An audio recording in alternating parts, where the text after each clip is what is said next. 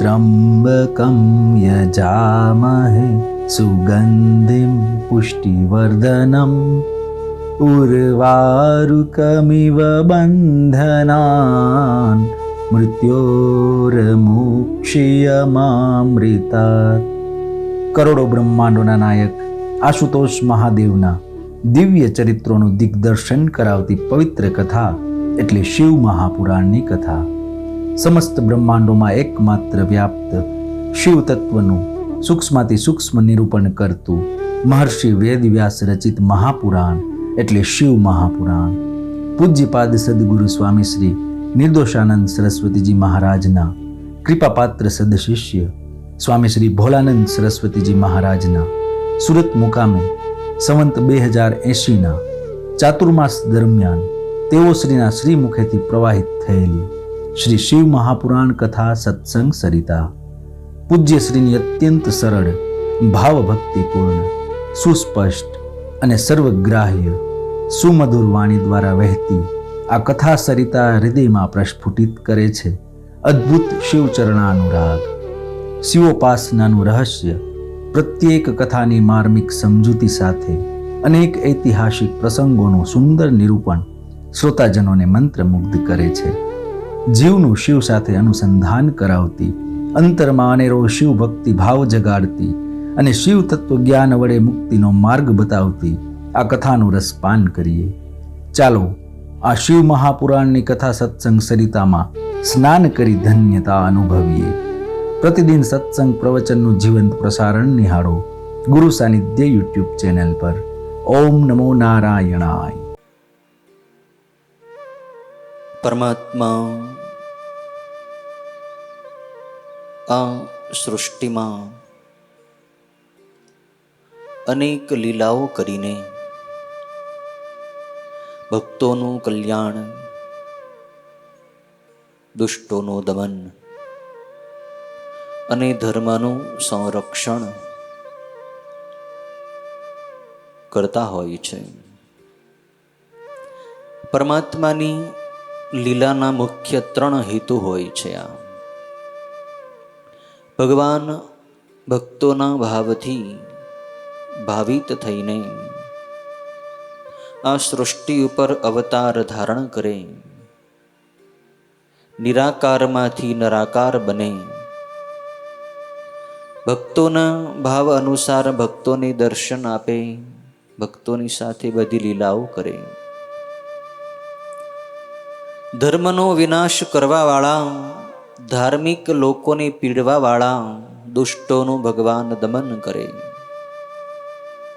અને ધર્મનું સંરક્ષણ કરે, ધર્મનું પુનરુત્થાન કરે। ભગવાનની આ લીલાના મુખ્ય 3 હેતુ છે। ભગવાનની લીલા નું શ્રવણ કરીને, ગાન કરીને, કથન કરીને ભક્તો ભવસાગરથી પાર ઉતરી જાય છે।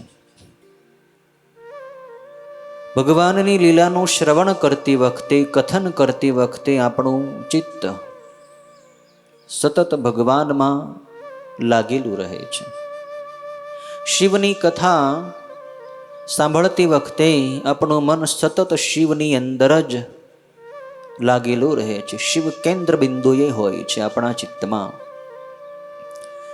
શિવ પુરાણની કથા સાંભળતી વખતે પણ આપણું મન ભગવાન સદાશિવની અંદર સ્થિર થઈ જાય છે। શ્રવણ કરતી વખતે બીજો વિચાર ન આવે। જેટલો સમય આપણું ચિત્ત શિવમાં રહે એટલો સમય ચિત્ત શુદ્ધ રહે છે। ચિત્તમાંથી દૂષિત ચિંતન, દૂષિત સંસ્કારો, ભાવનાઓ નષ્ટ થવા માંડે છે। શિવ ચિંતન, શિવ સ્મરણ, શિવ કથા શ્રવણ મનને શુદ્ધ કરે છે, અંતરને આનંદ આપે છે। આપણું મન જ્યાં સુધી શિવની અંદર લાગેલો રહે ત્યાં સુધી શિવના દિવ્ય ગુણો ચિત્તની અંદર આવવા માંડે, ચિત્તનો મેલ ધોવાવા માંડે છે। ચિત્તને અદ્ભુત આનંદની અનુભૂતિ થવા લાગે છે। નિયમિત શિવ કથાનું શ્રવણ ચિત્તને શુદ્ધ કરે, સશક્ત કરે અને પવિત્ર કરે છે. ચિત્તની શુદ્ધિ, ચિત્તની પવિત્રતા, ચિત્તનું સંતુલન અને ચિત્તને સશક્ત કરવાનું કોઈ માધ્યમ હોય તો એ ભગવાન શિવની આ કથા છે. શિવ કથા શ્રવણ કરવાથી ચિત્ત નિર્મળ થઈ જાય છે. અને જે ચિત્ત નિર્મળ થાય એ જ ચિત્તની અંદર શિવનો સ્થાયી વાસ થાય છે. અને જે ચિત્તની અંદર ભગવાન શિવ આવીને બેસે છે એ ચિત્ત પછી સદાની માટે સંસારનું ચિંતન છોડીને શિવના ચિંતનમાં જ દ્રઢ રીતે જોડાઈ જાય છે. અને એ આત્માને પ્રકાશિત કરી દે છે. સશક્ત શુદ્ધ પવિત્ર ચિત્ત આત્મશક્તિને જાગૃત કરી દે છે. ભગવાન શિવની આ કથા અતિ અદ્ભુત છે, જે આત્માનો પ્રકાશ આપનારી છે. જેનું શ્રવણ કરવાથી શિવ તત્વનું રહસ્ય ચિત્તની અંદર સમજાવા માંડે છે. જે શિવ અવાંગ મનોગોચર છે એ ચિત્તના, એ શિવના તત્વને કંઈક અંશે ભીતરથી ચિત્તની અંદર અનુભવ થવા લાગે. શિવ તત્વ એ અનુભવનો વિષય છે. એ વાણીનો વિષય નથી, મનનો વિષય નથી, એ ચિત્તનો પણ વિષય નથી. શિવ તો અનુભવ કરવાનું તત્વ છે. શિવનો અનુભવ થાય અને એ અનુભવ આત્મા વડે થાય છે, શરીર વડે નહીં. શિવ સુધી પહોંચવું હોય તો શરીર ભાવ છોડવો પડે, આત્મભાવ દ્રઢ ધારણ કરવો પડે. તો શિવ તત્વ કંઈક અનુભૂતિમાં આવી શકે. આવા શિવ તત્વની અનુભૂતિ કરાવતો આ શિવ મહાપુરાણનો અદ્ભુત ગ્રંથ, મહર્ષિ વેદવ્યાસજીની કલમ, સૂતજીના મુખેથી નીકળેલી આ કથા સરિતા જે શૌનક વગેરે ઋષિઓને આનંદ આપે છે. પ્રયાગરાજ તીર્થમાં સૂત શૌનક સંવાદ, એની અંતર્ગત બ્રહ્માજી અને નારદજીનો સુખકારક આ સંવાદ આ શિવ મહાપુરાણમાં. રુદ્ર સંહિતાની અંતર્ગત આપણે પાર્વતી ખંડની કથા ચાલુ છે, જેમાં માં પાર્વતીની અનેક લીલાઓ વર્ણવવામાં આવી છે. માં પાર્વતીનો જન્મ, પાર્વતીની બાળ લીલાઓ, પાર્વતીનું તીવ્ર તપ, ભગવાન શિવ એમને પ્રસન્ન થઈ એમને અર્ધાંગના રૂપે સ્વીકારે છે. શિવ પાર્વતીના વિવાહની કથા બ્રહ્માજી નારદજીની કહી રહ્યા છે. આપણે ગઈકાલે જોયું કે ભગવાન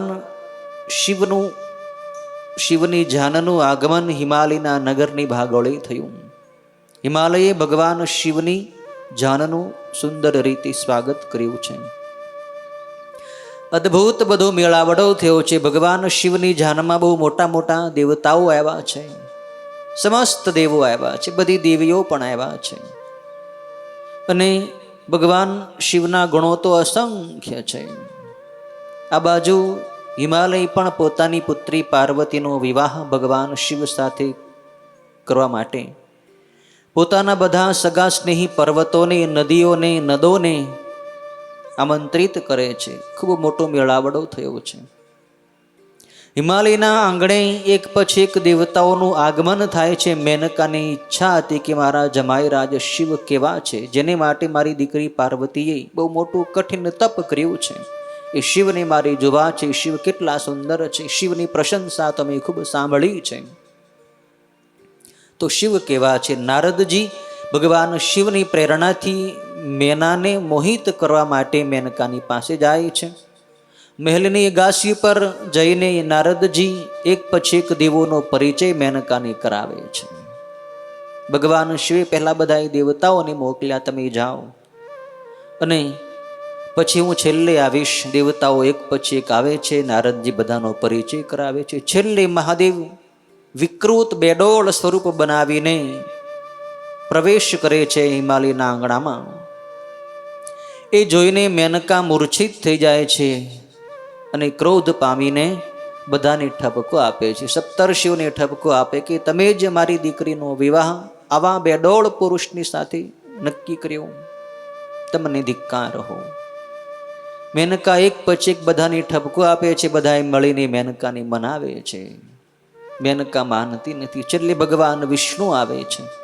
ભગવાન વિષ્ણુએ મનાવી ત્યારે મેનકાએ શરત રાખી કે હું મારી પુત્રી પાર્વતીના લગ્ન શિવની સાથે ત્યારે જ કરાવીશ જ્યારે શિવ પોતાનું સુંદર રૂપ બનાવે, બાકી હું શિવને મારી કન્યા નહીં આપું. બધાએ દેવો ભગવાનને પ્રાર્થના કરી, પ્રભુ હવે આપ આ લીલા બંધ કરો અને આપનું સુંદર દિવ્ય સ્વરૂપ ધારણ કરો. ત્યારે અતિશય કાંતિમાન કરોડો કામદેવોના લાવણ્યને ફિક્કું પાડે એવું અદ્ભુત સુંદર સ્વરૂપ ભગવાન શિવ ધારણ કરે છે અને મેનકાને દર્શન આપે છે. મેનકા શરમાઈ જાય છે અને ક્ષમા માગે છે મહાદેવને, પ્રભુ હું આપને જાણી શકી નહીં. પછી ભગવાન શિવનું સામૈયું થાય છે, સ્વાગત થાય છે, લગ્નની વિધિ શરૂ થાય છે. એક પછી એક કુળના આચાર પ્રમાણે, કુળના ધર્મ પ્રમાણે બ્રહ્માજી અને બધાય મોટા મોટા ઋષિઓ મુનિઓ આ લગ્નની બધી વિધિ કરાવે છે. એક પછી એક વિધિ પરિપૂર્ણ થાય છે. પછી છેલ્લે કન્યાદાનનો સમય આવે છે, હસ્તમેળાપનો સમય આવે છે. એટલે હિમાલયના બધા મિત્રો હિમાલયને કહે છે કે તારી પુત્રી પાર્વતીનું તું દાન ભગવાન શિવને કરી દે. હિમાલય અતિ આનંદથી પાર્વતીનો હાથ ભગવાન શિવના હાથની અંદર સોંપે છે. શિવ અને પાર્વતીનો હસ્તમેળાપ થાય એની કથા છે 48મા અધ્યાયની અંતર્ગત. ત્યાર પછી ભગવાન શિવને હિમાલય અનેક જાતની પહેરામણી કરે છે, અનેક જાતની વસ્તુઓ પ્રદાન કરે છે. હિમાલય ખૂબ પ્રસન્ન થઈ શિવને કન્યાદાન નિમિત્તે સારી રીતે યથાયોગ્ય સાંગતા પહેરામણી આપી. અને પછી હિમાલયના સગા સંબંધીઓએ પણ ભક્તિથી પાર્વતીનું પૂજન કરી અનેક જાતની વિધિઓ કરવા પૂર્વક શિવને પહેરામણી નિમિત્તે ઉત્તમ દ્રવ્ય આપ્યું. શિવ તો બધાયના દાતા છે, બધી સંપત્તિ શિવની જ છે, પણ આ તો લોકાચાર પ્રમાણે બધી વિધિ ભગવાન શિવ કરી રહ્યા છે. સંતોષ પામેલા મનવાળા હિમાલયે શિવ પાર્વતીને પ્રસન્ન કરવા અનેક દ્રવ્યો આપ્યા. ઉપરાંત અનેક જાતના રત્નો તથા સુંદર રત્નોના અનેક જાતના વાસણો પણ ભગવાન શંકરને આપ્યા છે. શણગારેલી 1,00,000 ગાયો આપી છે હિમાલયે ભગવાન શિવને. શણગારેલા 100 ઘોડા અને સારા દ્રવ્યોથી શણગારેલી 1,00,000 પ્રેમાળ દાસીઓ પણ હિમાલયે ભગવાન શિવને આપી છે. 1 કરોડ હાથીઓ અને સોનાથી જડેલા અને રત્નોના સાર ભાગથી બનાવેલા એટલા જ રથો પણ ભગવાન શિવને પહેરામણીમાં આપ્યા છે. એમાં હિમાલય પોતાની પુત્રી પાર્વતીનું પરમેશ્વર શંકરને વિધિપૂર્વક દાન કરીને કૃતાર્થ થયો છે. એ વખતે ત્યાં પાર્વતીના મસ્તક ઉપર સુંદર અભિષેક થયો છે, તેમજ દેવના નામનો ઉચ્ચાર કરીને પર્યુક્ષણની વિધિ પણ એ વખતે કરવામાં આવી છે. લગ્નની વિધિ ચાલી રહી છે ત્યારે ભગવાન શિવની માયાથી મોહિત થઈ બ્રહ્માજી પણ મોહની અંદર આવૃત્ત થાય છે. 49મા અધ્યાયની અંદર એ કથા છે. અને બ્રહ્માજીના એ મોહમાંથી વાલખિલ્ય નામના ઋષિઓ ઉત્પન્ન થાય છે.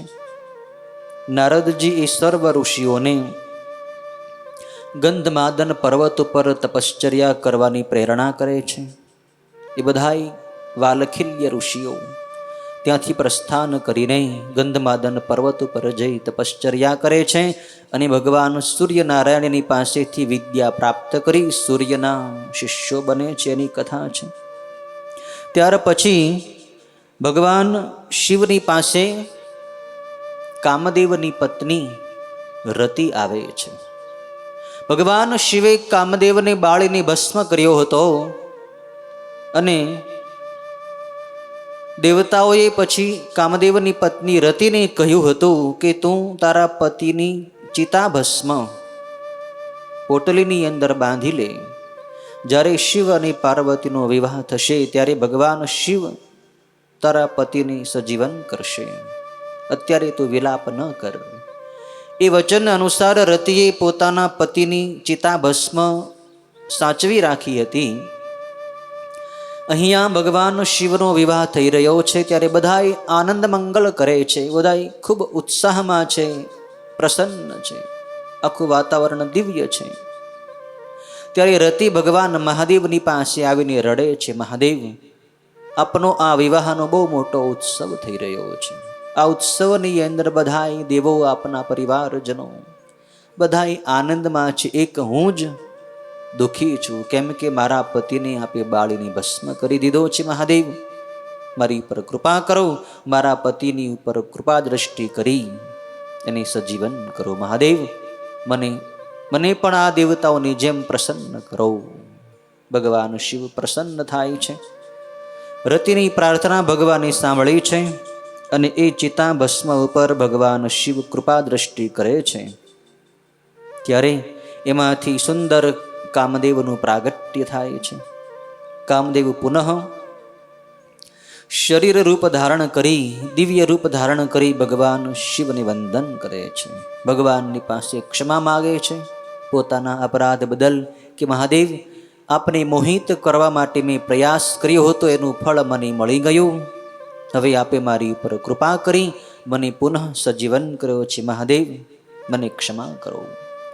ભગવાન શિવ કામદેવને કહે છે કે કામદેવ, હું તારી ઉપર પ્રસન્ન છું, તારે શું વરદાન જોઈએ માગ. કામદેવ કહે છે કે મહાદેવ, આપના ભક્તો ઉપર મને સદાય પ્રીતિ રહો અને મારું ચિત્ત સદાય આપની ભક્તિમાં લાગેલું રહો. આપના ભક્તોને હું ક્યારેય વિઘ્ન ન કરું. ભગવાન શિવ તથાસ્તુ કહી અને બધાય દેવતાઓની સાથે બેસવાની આજ્ઞા કરે છે. આ કથા 51મા અધ્યાયની અંતર્ગત છે. 52મા અધ્યાયમાં હિમાલય બધાય દેવતાઓની સુંદર મજાના ભોજનો જમાડે છે. હિમાલયને ત્યાં બહુ મોટો ભોજન સમારંભ આયોજિત કરવામાં આવ્યો છે લગ્ન નિમિત્તે. વિવિધ પ્રકારના, આ તો શિવની જાન છે. શિવ અને પાર્વતીનો વિવાહ છે. જગતના આદિ માતાની આદિ પિતા શિવ અને પાર્વતી પરણી રહ્યા છે. એ વખતે તો હિમાલય પછી શું બાકી રાખે, એટલા સ્વાદિષ્ટ ભોજનો બનાવ્યા છે હિમાલયે. બધાને આગ્રહપૂર્વક, ભાવપૂર્વક, પ્રેમથી ભગવાન વિષ્ણુને, બ્રહ્માને, ઇન્દ્રાદિ બધાય દેવતાઓને પ્રેમથી જમાડે છે. અને ત્યાર પછી બધાને આરામ કરવા માટે પણ સુંદર મજાના શયન સ્થાન બનાવી રાખ્યા છે. હિમાલયની ત્યાં બધાય ખૂબ આનંદ મંગલ કરે છે. અને હિમાલય પછી તો ઘણા દિવસો સુધી શિવના બધા પરિવારજનો અને બધાય દેવતાઓને ત્યાં રોકી રાખ્યા છે. હિમાલય ભગવાન શિવને જવાની રજા આપતો નથી કે આપ મારા જ આંગણે રહો પ્રભુ, થોડાક દિવસ રહો, પછી જ્યારે આપની અનુકૂળતા થયા ત્યારે જજો. હિમાલયનો અતિ આગ્રહ છે. ત્યારે ભગવાન શિવ બધાય દેવતાઓની સંમતિથી થોડા દિવસ હિમાલયની ત્યાં રોકાય છે. એ અરસામાં બધાય ખૂબ આનંદ મંગલ કરે છે. ભગવાન શિવનું જ્યાં સાનિધ્ય હોય, શિવનો લગ્નોત્સવ થતો હોય, ત્યાં શું ખામી હોય. ઘણા દિવસો પસાર થઈ ગયા પછી સપ્તર્ષિઓ ભગવાન શિવને કહે છે કે હવે જાનનું પ્રસ્થાન થવું એ જરૂરી છે. પાર્વતીને સાથે પ્રભુ આપ કૈલાસમાં વિદાય લ્યો. મહાદેવ, હવે આપણે જાનનું પ્રસ્થાન કરીએ.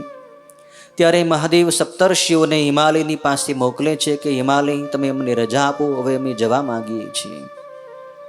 ભગવાન શિવની ઈચ્છા છે જવાની, એટલે હિમાલય પછી મને પણ ભગવાનની વિદાય આપવા તૈયાર થાય છે.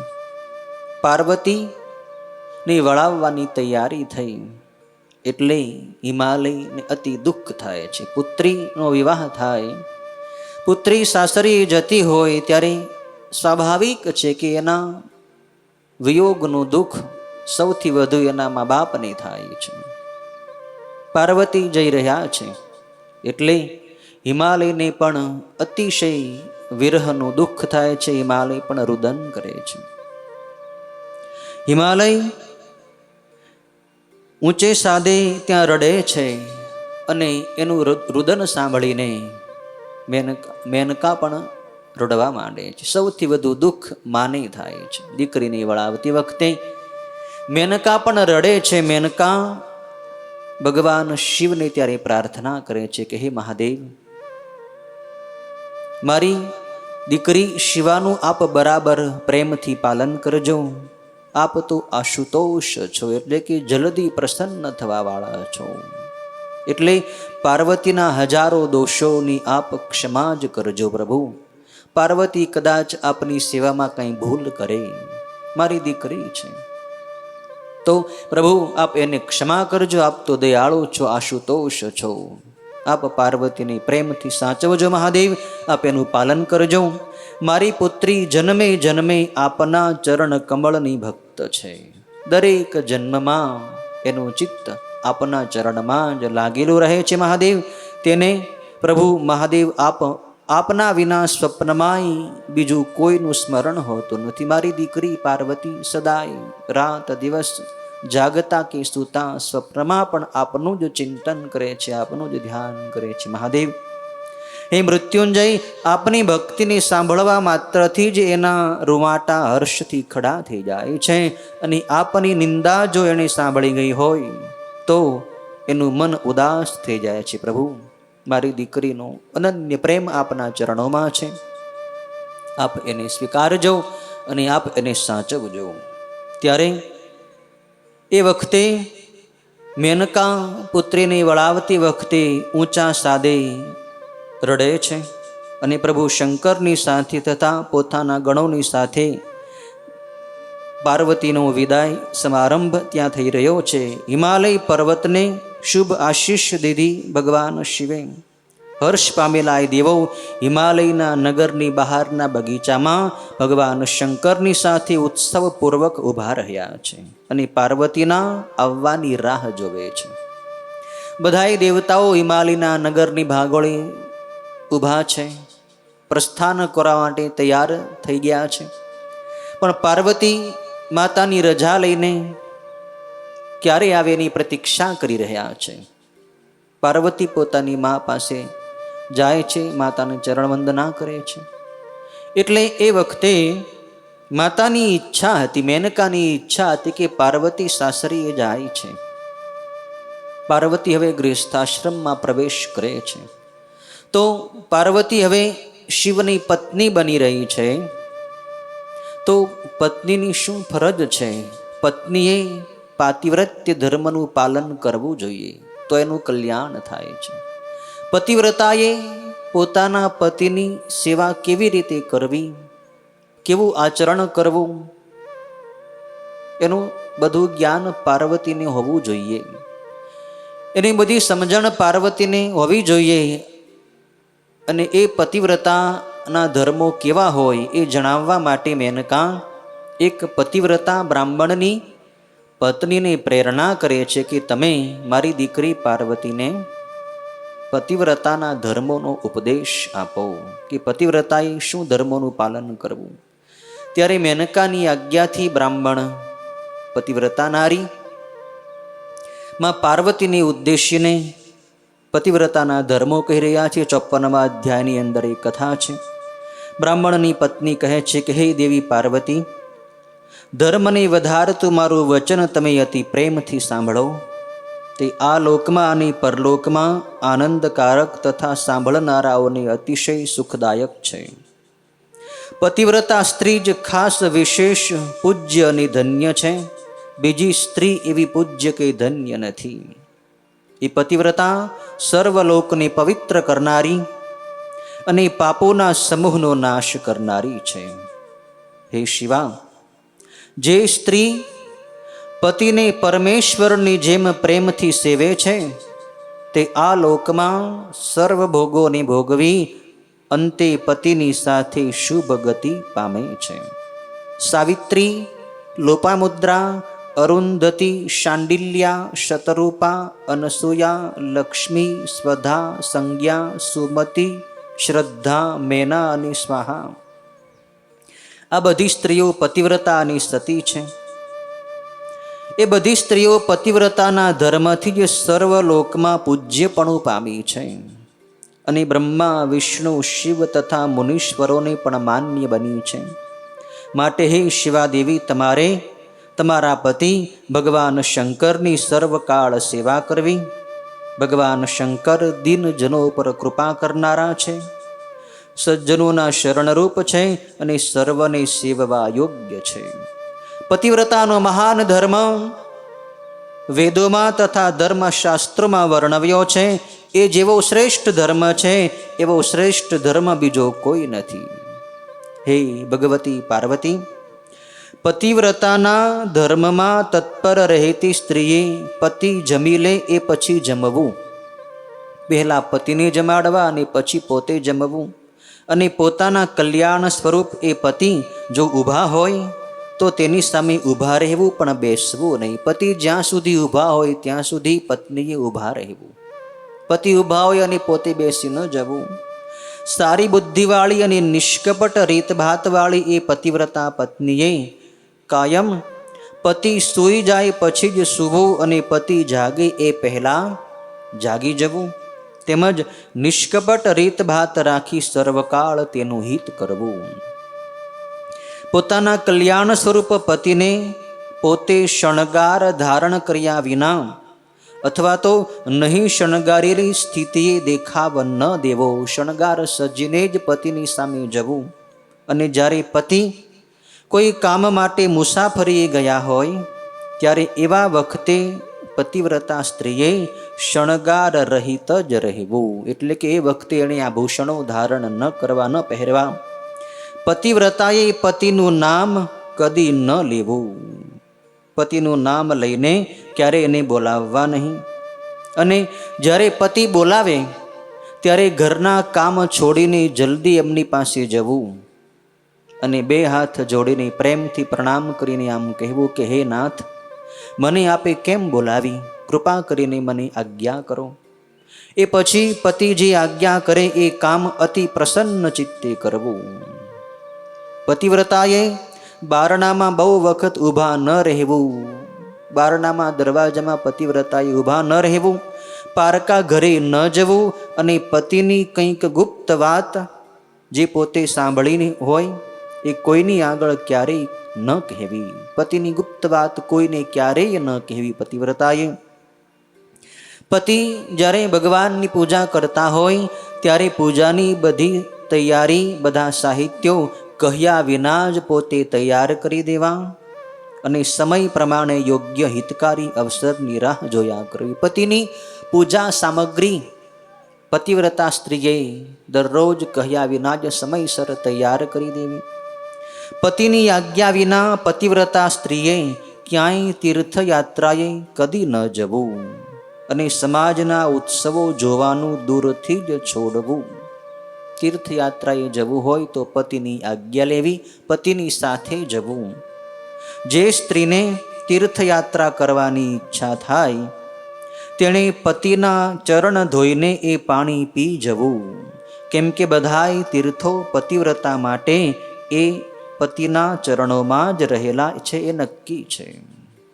પતિના ચરણોથી મોટું બીજું કોઈ તીર્થ પતિવ્રતા સ્ત્રી માટે જગતમાં ક્યાંય નથી. પતિવ્રતાએ પતિનું એઠું અન્ન વગેરે ઇષ્ટ ગણીને જમવું, એટલે કે પ્રસાદી માનીને પતિનું જે ભોજન વધેલું હોય એમાંથી પ્રસાદ લેવો અને પતિએ જે કાંઈ આપ્યું હોય તેનો આ તો મહાપ્રસાદ છે એમ એનો સ્વીકાર કરવો. દેવો, પિતૃઓ, અતિથિઓ, નોકર ચાકરો, ગાયો અને ભિક્ષુ સંન્યાસીઓ વગેરેને વિભાગવાર આપ્યા વિના એણે ખાવું નહીં. આ બધાને જમાડવા પહેલા.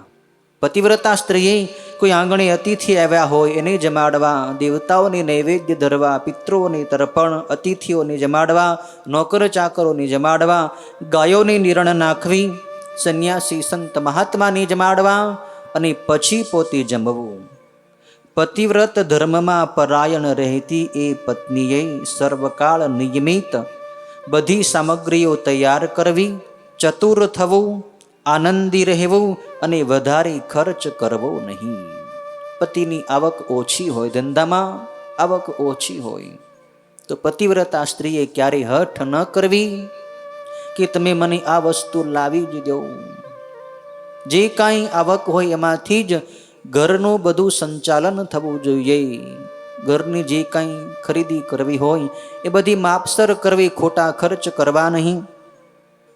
પતિ જો સલાહ ન આપે તો તેની પત્નીએ ઉપવાસ કે વ્રત વગેરે ન કરવા, કેમ કે પતિની સંમતિ વિના કરેલા એ ઉપવાસ વગેરેનું ફળ તેને મળતું નથી, પણ ઉલટું એને એ પરલોકમાં દુઃખદાયી થાય છે અને નરકમાં જાય છે. પતિવ્રતા પતિની આજ્ઞા લઈને જ વ્રત પાળવા કે નિયમ લેવા. પતિ સુખેથી બેઠા હોય કે આનંદ કરતા હોય ત્યારે પતિવ્રતા સ્ત્રીએ પોતાના અંગત કાર્ય માટે એને ઉઠાડવા નહીં. પતિ કદાચ ખરાબ સ્થિતિમાં હોય, પતિ બીમાર હોય કે વૃદ્ધ હોય અથવા દુઃખી હોય, તો પણ પતિવ્રતાએ ક્યારેય પતિનું અપમાન ન કરવું. પતિની સ્થિતિ ખરાબ થઈ ગઈ હોય, કંઈ કમાઈ શકે એમ ન હોય, છતાં પણ પતિવ્રતાએ એનું અપમાન ક્યારેય ન કરવું. પોતે જ્યારે સ્ત્રી ધર્મવાળી થઈ હોય ત્યારે 3 દિવસો સુધી પતિને કે કોઈ પુરુષને પોતાનું મોઢું બતાવવું ન જોઈએ. અને જ્યાં સુધી સ્નાન કરી પોતે શુદ્ધ ન થાય ત્યાં સુધી પતિને કે કોઈ પુરુષને પોતાનું વાક્ય પણ સંભળાવવું નહીં. ત્યાર પછી પહેલાં સ્નાન કરીને પતિનું જ મુખ જોવું, અને પતિ જો હાજર ન હોય તો પતિનું ધ્યાન કરીને સૂર્યના દર્શન કરવા. પતિનું આયુષ્ય ઈચ્છતી પતિવ્રતાએ હળદર, કંકુ, સિંદૂર, કાજળ વગેરે, નાગરવેલનું પાનબીડું, માંગલિક આભૂષણ વગેરે, વાળની સફાઈ, અંબોડો અથવા વેણી તેમજ હાથના તથા કાનના ઘરેણા કદી દૂર ન કરવા. પતિવ્રતા સ્ત્રીએ વ્યભિચારિણી સ્ત્રી, કૂટણી સ્ત્રી, સાધ્વી સંન્યાસિની કોઈ સ્ત્રી હોય કે ભિખારણ સ્ત્રી હોય કે દુર્ભાગણી અભાગણી સ્ત્રી હોય, તેની સાથે ક્યારેય મિત્રતા ન કરવી, તેની સખી કે બહેનપણી કદી ન બનાવવી. જે સ્ત્રી પતિનો દ્વેષ કરતી હોય કે પતિને ધિક્કારતી હોય એવી સ્ત્રી સાથે એણે વાતચીત પણ ક્યારેય ન કરવી. અને એકલી ક્યાંય કદી ન રહેવું, પતિની સાથે જ સદાય રહેવું. પતિવ્રતા સ્ત્રીએ ખાંડણિયા ઉપર, સાંબેલા ઉપર, સાવરણી ઉપર, પથ્થર ઉપર, કોઈ યંત્ર ઉપર કે ડેલીમાં ક્યારેય ન બેસવું. અને જે બાબતમાં પતિની ઈચ્છા હોય તેમાં પ્રેમયુક્ત થવું. પતિની શું ઈચ્છા છે એ જાણવું અને પતિની ઈચ્છા પૂર્ણ કરવા માટે સદાય પ્રયત્નશીલ રહેવું. પતિ આનંદમાં હોય ત્યારે પત્નીએ આનંદમાં રહેવું, અને પતિ ઉદાસ હોય ત્યારે તેણીએ પણ ઉદાસ થવું. વળી પતિવ્રતા દેવીએ સર્વકાળ પતિનું હિત ઈચ્છનાર થવું. પવિત્ર પતિવ્રતાએ સંપત્તિ અને વિપત્તિના સમયે એકરૂપ રહેવું, એટલે કે સંપત્તિ જોઈને છકી ન જવું અને આપત્તિમાં ધીરજ ન છોડવી. ધૈર્ય ધારણ કરતી એ સ્ત્રીએ કોઈ પણ સમયે પોતાના આત્માની વિકૃતિ ન દેખાડવી.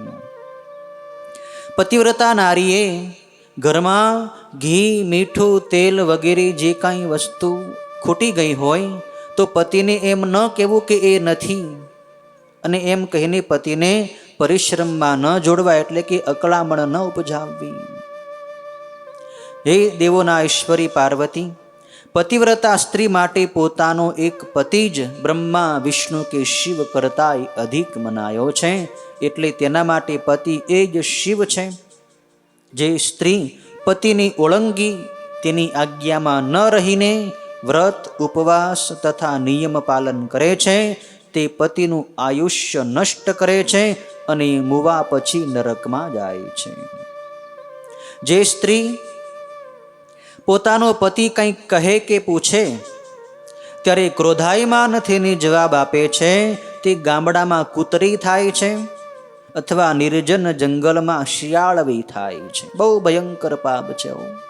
પત્ની જો પતિની સામે ક્રોધ કરે, પતિને ખરાબ વચનો કહે, તો આવું એને નરક ભોગવવું પડે અથવા આવી હીન યોનિમાં જન્મ લેવો પડે છે.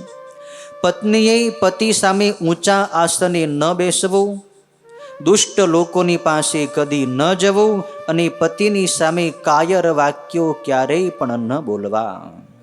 પતિવ્રતાએ કોઈની નિંદા ક્યારેય કરવી નહીં, કજીઓ દૂરથી છોડવો અને વડીલોની સમક્ષ કોઈ વખતે ઊંચેથી બોલવો નહીં કે હસવું પણ નહીં. ઘરમાં વડીલો બેઠા હોય, સાસુ સસરા બેઠા હોય, એની સામે ઊંચા અવાજે બોલવું નહીં કે ખડખડાટ હસવું પણ નહીં. પતિને બહારથી આવતા જોઈ જે સ્ત્રી ઉતાવળી અન્ન જળ કંઈક ખાવાનું, પાનબીડું, વસ્ત્રો, પગચંપી વગેરે તેમજ થાકની દૂર કરે એવા ઉત્તમ મીઠા વચનોથી તેને ખુશ કરે છે, તેણે ત્રણેય લોકને ખુશ કર્યા છે. પતિ થાક્યો પાક્યો બહારથી આવે ત્યારે એની પત્ની એને પગ ધોવાનું જળ આપે, એને બેસવાનું આસન આપે, કંઈક પાનબીડું આપે, સારા વચનો કહે, પતિનું સ્વાગત કરે, એને આરામ આપે, તેણે આખા જગતને પ્રસન્ન કર્યો ગણાય છે. સ્ત્રીને એનો પિતાજી માપસર આપે છે, ભાઈ પણ માપસર આપે છે અને પુત્ર પણ માપસર આપે છે, પરંતુ પોતાનો પતિ તો બધુંય અમાપ આપે છે. જ્યારે કન્યા પોતાના પિયરને છોડીને સાસરીએ જાય છે ત્યારે એનો જે પતિ છે એ પોતાની બધી સંપત્તિ પત્નીને આપી દે છે. એટલે કે જે પતિનું હોય એ બધું પત્નીનું જ ગણાય છે. પત્ની અને પતિ અલગ રહેતા નથી. એટલે કન્યાને એનો પતિ જે સર્વસ્વ બધું આપે છે એટલું એનો પિતા પણ આપતો નથી, ભાઈ પણ આપતો નથી. માટે પત્ની સર્વકાળ એમનું પૂજન કરવું. પત્નીને પોતાનો પતિ જ ગુરુ છે અને ધર્મ, તીર્થ તથા વ્રતો પણ પોતાના પતિ જ છે. માટે એણે બધું છોડી એકલા પતિની જ સેવા કરવી. જે સ્ત્રી દુષ્ટ બુદ્ધિવાળી થઈ પોતાના ધણીને છોડીને એકાંતમાં પરપુરુષની પાસે જાય છે તે મુવા પછી ઝાડની કોતરમાં વસનારી ક્રૂર ઘુવડી થાય છે. કોઈ સ્ત્રીને એના પતિએ જો મારી હોય ત્યારે જે પત્ની પોતાના પતિને મારવાની ઈચ્છા કરે તે મુવા પછી વાઘણ અથવા બિલાડી થાય છે. અને જે સ્ત્રી પરપુરુષની સામે કટાક્ષ એટલે કે આંખના ઈશારા કરે છે તે ટેઢી આંખવાળી એટલે કે આંખમાં ખોડ ખાપણવાળી થાય છે. જે સ્ત્રી ધણીને છોડીને એકલી મીઠું મીઠું ભોજન કરી જાય છે તે ગામડામાં ભૂંડણી અથવા બકરી થાય છે, અથવા પોતાની જ વિષ્ઠા ખાનારી વાગોલણ એટલે કે ઝાડ ઉપર ઊંધા માથે લટકતી વડવાંદરી થાય છે. જે સ્ત્રી પતિને તુકારો કરીને બોલાવે છે તે અવશ્ય મૂંગી થાય છે. અને જે સ્ત્રી પોતાની શોકની વારંવાર ઈર્ષા કરે છે, પોતાની જે સહપત્ની હોય એની ઈર્ષા કરે તે દુર્ભાગ્ય એટલે કે દુર્ભાગણી અભાગણી થાય છે. જે સ્ત્રી પોતાના પતિની નજર ચૂકાવીને પરપુરુષની સામે જોવે છે તે કાણી, બેડોળ મુખવાળી અથવા કદરૂપી થાય છે. જેમ જીવ વિનાનું શરીર ક્ષણવારમાં અપવિત્ર બને છે તેમ ધણી વગરની સ્ત્રી સારી રીતે સ્નાન કરે તોય સર્વકાળ અપવિત્ર જ રહે છે. જેના ઘરમાં દેવી તુલ્ય પતિવ્રતા સ્ત્રી હોય છે તેની માતા લોકમાં ધન્યવાદને પાત્ર ગણાય છે, તેનો પિતા લોકમાં ધન્યવાદને પાત્ર બને છે અને એ પતિ પણ ખરેખર ધન્ય ગણાય છે. પતિવ્રતાના પુણ્યને લીધે તેના પિતાના વંશની, માતાના વંશની અને પતિના વંશની ત્રણ સ્ત્રીઓ સ્વર્ગમાં સુખ ભોગવે છે. કેટલી બધી આનો મહિમા કેટલો છે જે સ્ત્રી પાતિવ્રત્ય ધર્મનું પાલન કરતી હોય. એના પિતાના વંશની 3 સ્ત્રીઓ, માતાના વંશની 3 સ્ત્રીઓ અને તેના પતિના વંશની 3 સ્ત્રીઓ સ્વર્ગની અંદર સુખ ભોગવે છે. પણ શિયળનો ભંગ કરવાથી દુરાચારી બનેલી હર કોઈ સ્ત્રી, જે સ્ત્રી પોતાના ચારિત્રનો નાશ કરે છે, તે સ્ત્રી પોતાના પતિના, પિતાના તથા માતાના 3 કુળનો આ લોકમાં હલકા પાડીને નાશ કરે છે અને નરકમાં પાડે છે. અને તેઓ પોતે પણ આ લોકમાં અને પરલોકમાં દુખણી થાય છે. પતિવ્રતા સ્ત્રીના પગ જ્યાં જ્યાં જમીનનો સ્પર્શ કરે છે, એટલે કે જે જમીનને અડે છે ત્યાં ત્યાં એ જમીન પણ પાપનો નાશ કરનારી અને અતિશય પવિત્ર થાય છે. પતિવ્રતાની ચરણ રજ જે પૃથ્વી પર પડી હોય એ પૃથ્વી પવિત્ર થઈ જાય છે. વ્યાપક સૂર્ય, ચંદ્ર અને પવન પણ પોતાને પવિત્ર કરવા માટે જ પતિવ્રતાનો સ્પર્શ કરે છે. દરેક પ્રાણી સર્વકાળ પતિવ્રતાનો સ્પર્શ કરવા ઈચ્છે છે અને પતિવ્રતાનો સ્પર્શ કરી પોતે માને છે કે આજે અમારી જડતાનો વિનાશ થયો છે અને આજે અમે બીજાને પવિત્ર કરનાર બન્યા છીએ. પતિવ્રતા પત્ની ગૃહસ્થનું મૂળ છે. પતિવ્રતા પત્ની એના સુખનું મૂળ છે. પતિવ્રતા પત્ની એના ધર્મનું ફળ મેળવી આપનાર થાય છે અને પતિવ્રતા પત્ની તેના સંતાનોની વૃદ્ધિ માટે થાય છે. ઘરે ઘરે રૂપ અને લાવણ્ય એટલે કે સુંદરતાના ગર્વવાળી સ્ત્રીઓ શું નથી, છે જ, પરંતુ જગતના ઈશ્વર પરમાત્માની ભક્તિને લીધે જ પતિવ્રતા સ્ત્રી મેળવાય છે. જે પુરુષ ભગવાનની ખૂબ ભક્તિ કરતો હોય અને ભગવાનની એના ઉપર કૃપા થાય એવા પુરુષને જ આવી પતિવ્રતા સ્ત્રી મળે છે. પતિવ્રતા પત્નીને લીધે જ આ લોક અને પરલોક બંને જીતી શકાય છે. જેના ઘરમાં પતિવ્રતા સ્ત્રી હોય છે એને ગૃહસ્થ જાણવો જોઈએ, કેમ કે એવી સ્ત્રી વિના બીજી દુષ્ટ સ્ત્રીઓના પતિ, બીજા પુરુષો તો દરરોજ વૃદ્ધાવસ્થા રૂપી રાક્ષસીથી જેમ ગળાતા જાય છે, તેમ એવી દુષ્ટ સ્ત્રીઓ રૂપી રાક્ષસીઓથી હંમેશા ગળાતા જાય છે. જે પુરુષને પતિવ્રતા સ્ત્રી મળી હોય એ જ પુરુષ ધન્ય છે, એ જ ખરેખર ગૃહસ્થી છે. બાકી પતિની નિંદા કરવાવાળી, પતિની સામે ક્રોધવાળા વાક્ય બોલવાવાળી, પતિની દુઃખ દેવાવાળી સ્ત્રીને અહીં રાક્ષસી કહેવામાં આવી છે.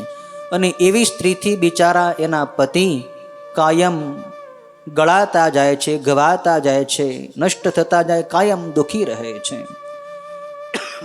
એટલે કે દુષ્ટ સ્ત્રીઓ રાક્ષસીઓ છે અને તેઓ પોતાના પતિને ધીમે ધીમે ખાઈ જાય છે. જેમ ગંગામાં પ્રવેશ કરવાથી આખું શરીર પવિત્ર થઈ જાય છે, તેમ પતિવ્રતા સ્ત્રીના માત્ર દર્શન કરવાથી જ આખું જગત પવિત્ર બની જાય છે. જે સ્ત્રી પોતાના પતિને જ દેવ માને છે તેનામાં અને ગંગાજીમાં લગારે તફાવત નથી. પતિવ્રતા સ્ત્રી ગંગાજી જેવી પવિત્ર છે. એવી તે પત્ની અને તેનો પતિ બંને સાક્ષાત શિવ પાર્વતી જેવા છે. માટે સમજુ માણસે એવા સ્ત્રી પુરુષની પૂજા કરવી. હે શિવાદેવી, પતિ ઓમકાર છે અને પત્ની વેદવાણી છે. એ પતિ પોતે તપ છે અને પત્ની ક્ષમા છે. પતિ ફળ છે અને પત્ની સત્ક્રિયા છે. એવા પતિ પત્ની ધન્યવાદ અને પાત્ર છે. હે પર્વતરાજની પુત્રી પાર્વતી, આ પ્રમાણે પતિવ્રતાનો ધર્મ મેં તમારી આગળ વર્ણવ્યો છે.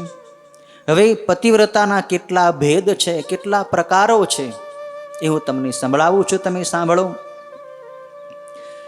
એ પતિવ્રતા સ્ત્રીઓ ઉત્તમ વગેરે ભેદથી 4 પ્રકારની કહેવામાં આવે છે. જેઓ સ્મરણ કરનારના પાપને દૂર કરનારી છે. ઉત્તમ, મધ્યમ, અધમ અને અતિ અધમ એમ 4 પ્રકારની પતિવ્રતાઓ હોય છે. તેમના લક્ષણ હું કહું છું. જેનું મન સ્વપ્નમાં પણ કાયમ પોતાના પતિને જ જુએ છે, બીજા પર પતિને જેનું મન સ્વપ્નમાંય જોતું નથી, એ સ્ત્રી ઉત્તમ પતિવ્રતા કહેવાય છે. સ્વપ્નમાં પણ બીજા પુરુષનું જે ચિંતન કરતી નથી એવી સ્ત્રી ઉત્તમ પતિવ્રતા છે. હે પાર્વતી, જે સ્ત્રી સારી બુદ્ધિને લીધે પરપુરુષને પિતા, ભાઈ કે પુત્ર જેવો દેખે છે તે મધ્યમ પતિવ્રતા કહેવાય છે. જે પતિવ્રતા સ્ત્રી હોય એ બીજા પુરુષને કાં તો પિતા માને, કાં તો ભાઈ માને, કાં તો પુત્ર માને, એ મધ્યમ પ્રકારની પતિવ્રતા. જે સ્ત્રી પોતાનો ધર્મ સમજી મનથી વ્યભિચાર કરતી નથી એ સારા ચરિત્રવાળી હોય અધમ પતિવ્રતા જ કહેવાય છે. પતિવ્રતા છે, મનથી વ્યભિચાર કરતી નથી એ અધમ પતિવ્રતા છે. પણ જે સ્ત્રી પતિના તથા કુળના ભયથી વ્યભિચાર કરતી નથી તેની પૂર્વકાળના વિદ્વાનોએ અતિ અધમ પતિવ્રતા જ કહી છે. મનમાં વાસના છે પણ કુળના ડરથી, પોતાના વડીલોના ડરથી જે સ્ત્રી વ્યભિચાર કરતી પાછી વળે છે એવી સ્ત્રી અતિ અધમ પતિવ્રતા કહી છે. એ ચારેય પ્રકારની પતિવ્રતાઓ મેં તમને જણાવી છે. પતિવ્રતા ધર્મના પ્રભાવથી અત્રિ ઋષિની પત્ની અનસૂયાએ વારાહ ઋષિના શાપથી મરી ગયેલા એક બ્રાહ્મણને 3 દેવતાઓ બ્રહ્મા, વિષ્ણુ અને મહેશ્વરની પ્રાર્થનાથી જીવાડ્યો હતો. હે શિવા, એમ જાણીને તમારી હંમેશા પ્રેમથી પતિની સેવા કરવી, કેમ કે એ જ સદાય સર્વ કામનાઓ આપનાર છે. હે મહેશ્વરી, તમે તો સાક્ષાત જગદંબા છો અને સાક્ષાત શંકર તમારા પતિ છે. તેથી ખરેખર તો તમારા સ્મરણથી જ સ્ત્રીઓ પતિવ્રતા થાય છે. મારે આપને શું કહેવાનું હોય ભગવતી? આપ તો સાક્ષાત જગતની માતા છો અને આપનું સ્મરણ કરવાથી તો જગતની સ્ત્રીઓ પણ પતિવ્રતા બની જાય છે. મારે આપને શું ઉપદેશ દેવાનો હોય, પણ આ તો લોકાચાર માટે મેં આપને આ વાત કરી છે. હે દેવી, તમારી આગળ આ મારે કહેવાનું શું પ્રયોજન છે? તો પણ આચારની અનુસરી જ મેં આ વાત આપને કહી છે. પતિવ્રતાનો ધર્મ કહ્યો છે. આમ કહીને એ બ્રાહ્મણ પત્ની બોલતી બંધ થઈ અને પછી એ બ્રાહ્મણ પત્નીએ દેવી મેનકાને કહ્યું કે આપની પુત્રી પાર્વતીને હવે આપ વળાવો અને વિદાય આપો. ત્યારે મેનકા અતિશય પ્રેમથી પાર્વતીને ભેટે છે. પાર્વતી પણ કૃપાવચન ઉચ્ચારથી ઊંચેથી રડે છે. પછી બધાઈને પુરોહિત બ્રાહ્મણો આશ્વાસન આપે છે, શાંત પાડે છે અને અધ્યાત્મ વિદ્યા વડે સમજાવે છે. ત્યારે એમાં પાર્વતી પણ ઊંચા અવાજે રડે છે. પછી બધાને શાંત કરી હિમાલય પાર્વતીને બેસવા માટે પાલખી મગાવે છે. એમાં બેસાડીને રાણીને શોભે એવા બધા અમૂલ્ય રત્નો, અમૂલ્ય પહેરામણીઓ પાર્વતીને હિમાલય આપે છે. તેમજ બીજાઓને પણ અનેક જાતના દુર્લભ શુભ દ્રવ્યોનો સમૂહ હિમાલય આપે છે. શિવાદેવીએ બધાએ વડીલોને, પિતાને, માતાને, બ્રાહ્મણોને, પુરોહિતને, બહેનોને તથા બીજી સ્ત્રીઓને નમન કરીને પછી વિદાય લીધી છે. શિવ અને પાર્વતી ત્યાંથી પ્રસ્થાન કરીને પછી જાનની સાથે કૈલાસ પધારે છે. ભગવાન શિવ પાર્વતી કૈલાસ આવી ગયા છે. દેવતાઓને થોડા દિવસ ત્યાં રોકાઈને પછી ત્યાંથી દેવતાઓને પણ વિદાય આપે છે. બ્રહ્મા, વિષ્ણુ વગેરે દેવતાઓ ભગવાન શિવના આ વિવાહની પ્રશંસા કરીને ભગવાન શિવની પાસેથી રજા માગીને પોતપોતાના લોકમાં જાય છે. આ રીતે શિવ અને પાર્વતીનો મંગલ વિવાહ થાય છે. 55 અધ્યાયનો આ રુદ્ર સંહિતાની અંતર્ગતનો પાર્વતી ખંડ અહીં પૂર્ણ થાય છે. સદગુરુ ભગવાન કી જય. આત્મેશ્વર મહાદેવ કી જય. ત્યારબાદ રુદ્ર સંહિતાનો પાર્વતી ખંડ પૂર્ણ થયા બાદ ચોથો ખંડ કુમાર ખંડ છે. કુમાર ખંડની કથા બ્રહ્માજી પ્રારંભ કરી રહ્યા છે. પ્રારંભમાં મંગલાચરણમાં ભગવાન શિવની વંદના કરે છે. વંદે વંદન તુષ્ટમાન સમતિ પ્રેમ પ્રિયમ પ્રેમદમ પૂર્ણૈ પૂર્ણકરમ પ્રપૂર્ણ નિખિલેશ્વર્યૈકવાસમ શિવમ સત્યમ સત્યમયમ ત્રિસત્ય વિભવમ સત્યપ્રિયમ સત્યદમ વિષ્ણુ બ્રહ્મનુતમ સ્વકીય કૃપયો પાત્તા કૃતિમ શંકરમ. અર્થાત જેમનું મન કેવળ વંદનથી સંતોષ પામે છે, જેમને પ્રેમ અતિશય પ્રિય છે, જે પ્રેમ આપનાર, પૂર્ણ કરનાર, અતિ પૂર્ણ, સમગ્ર ઐશ્વર્યોના એક વાસ્વરૂપ, મંગળ સ્વરૂપ, સત્ય સ્વરૂપ, સત્યમય, ત્રણેય કાળ સત્ય વૈભવવાળા, સત્યપુર પ્રેમવાળા, સત્ય આપનાર વિષ્ણુ તથા બ્રહ્માએ સ્તુતિ કરેલા અને પોતાની કૃપાથી શરીર ધારણ કરે છે એવા ભગવાન શંકરને હું વંદન કરું છું. પ્રારંભમાં મંગલાચરણમાં શિવ વંદના કરી છે. પ્રથમ અધ્યાયમાં નારદજી બ્રહ્માજીને પ્રશ્ન કરે છે કે હે પિતામહ બ્રહ્મા, ભગવાન શિવ અને પાર્વતીનો મંગલ વિવાહ એની શુભ કથા આપે મને સંભળાવી છે. શિવ અને પાર્વતી વિવાહિત થઈને પછી કૈલાસ ગયા છે. ત્યાર પછીની કથા સાંભળવાની મને ઈચ્છા છે. શિવ અને પાર્વતીના પુત્ર કાર્તિક સ્વામીનો જન્મ કેવી રીતે થયો અને કાર્તિક સ્વામીના હાથે તારકાસુરનો વધ કેવી રીતે થયો એ કથા સાંભળવાની મને જિજ્ઞાસા છે. આપ આ કથા મને સંભળાવો. ત્યારે બ્રહ્માજી કાર્તિક સ્વામીના જન્મની કથા નારદજીને સંભળાવે છે કે હે મુનિવર નારદ, ભગવાન શિવ અને માં પાર્વતી પોતાના ગૃહસ્થાશ્રમની અંદર આનંદ કરે છે. માં પાર્વતી ભગવાન શિવની અતિ પ્રેમથી પૂજા કરે છે, સેવા કરે છે, શિવને અતિ સંતુષ્ટ રાખે છે. કેટલાક સમયે બધાય દેવતાઓ મળીને પછી ભગવાન શિવની પાસે જાય છે કે પ્રભુ આપ કૃપા કરો અને તારકાસુરનો વધ થાય એનો કંઈક ઉપાય કરો. આપના પુત્રનો જન્મ થવો જોઈએ, કાર્તિક સ્વામીનો જન્મ થવો જોઈએ અને એ કાર્તિક સ્વામીના હાથે જ તારકાસુરનો વધ નિશ્ચિત થયેલો છે. બ્રહ્માજી તારકાસુરને વરદાન આપેલું છે કે શિવપુત્રના હાથે જ તારકાસુરનો વધ થશે, માટે આપ કૃપા કરો. ભગવાન શિવે કૃપા કરી અને ભગવાન શિવની કૃપાનું અવતરણ અગ્નિની અંદર થાય છે. અગ્નિએ ભગવાન શિવની કૃપા સ્વીકારી છે. પછી અગ્નિના માધ્યમથી કૃપા 6 ઋષિઓની પત્ની જેનું નામ કૃત્તિકાઓ છે, એ કૃત્તિકાઓ શિવ કૃપા પ્રાપ્ત કરે છે. ત્યાર પછી એ કૃત્તિકાઓએ એ શિવની કૃપા હિમાલય પર્વત ઉપર કરી છે, હિમાલય પર્વતને આપી છે. હિમાલય પર્વતે એ કૃપાને ગંગાજીમાં પ્રવાહિત કરી છે. ગંગાજીએ એ કૃપાને એક ઘાસના ગુચ્છાની અંદર વહાવી દીધી અને એ ઘાસના ગુચ્છામાં શિવપુત્રનો જન્મ થાય છે. શિવની કૃપાને લીધે બાળકનો જન્મ થાય છે.